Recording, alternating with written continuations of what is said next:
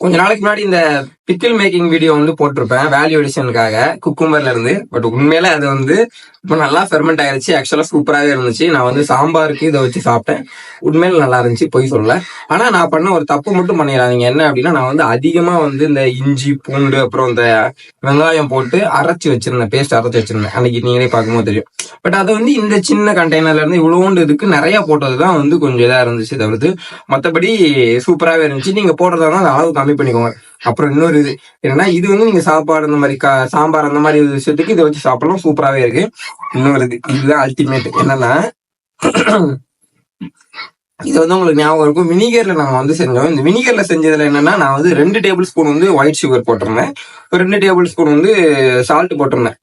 இது வந்து உண்மையில என்னன்னா, இந்த மாதிரி நீங்க சாப்பாடு கூட எல்லாம் வச்சு சாப்பிட முடியாது. ஆனா இது வந்து எதுல வச்சு சாப்பிடலாம் அப்படின்னா, பிரெட்ல அந்த மாதிரி டோஸ்ட் பண்ணியோ இல்லைன்னா வந்து அந்த மாதிரி நீங்க போட்டு சாப்பிட்டீங்கன்னா சூப்பரா இருக்கு. ஆக்சுவலா இது வந்து லைட்டா அந்த வினிகரோட டேஸ்ட்டும் அப்புறம் வந்து இதுல இருக்கிற அந்த இனிப்பு அந்த சுகரோட இதுவுமே சேர்ந்து உண்மையில வந்து ஒரு மாதிரி நல்லா இருக்கு, டிஃப்ரெண்டா இருக்கு. இது உண்மையில நல்லா இருக்கு.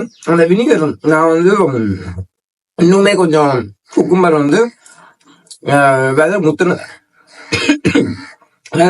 இல்லாம லைட்டா போட்டிருந்தேன் அப்படின்னா இன்னுமே சூப்பரா இருந்திருக்கும் அப்படின்னு நான் வந்து நினைப்பேன்.